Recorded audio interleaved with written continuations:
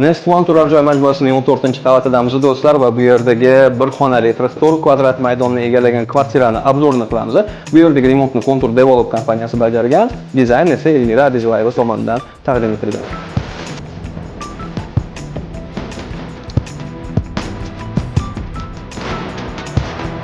Original dizaynerlik yechim, hududlardan unumli foydalanish, chiroq uskunalardan unumli va aqlli foydalanish bu barchasi juda muhim elementlar hisoblanadi va aynan shu elementlar kvartirani ichidagi remontda qo'llanilgan. Bu uchun Contour Develop kompaniyasiga va dizaynerimizga alohida respekt bildiramiz.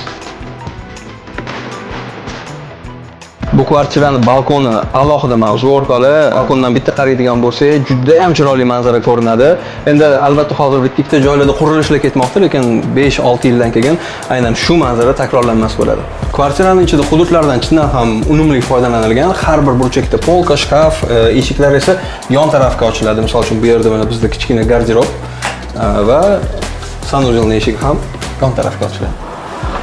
Bu ham hududni tejash uchun va kesmaslik uchun qilingan. Umuman olganda ko'rib turganingizdek remont a'lo darajada bajarilgan. Agar video sizga yoqqan bo'lsa, like bosib, fikrlaringizni izohlarda yozib qoldiring va remont haqidagi qiziqarli videolarni o'tkazib ko'rmaslik uchun ProMaster sahifasiga obuna bo'ling.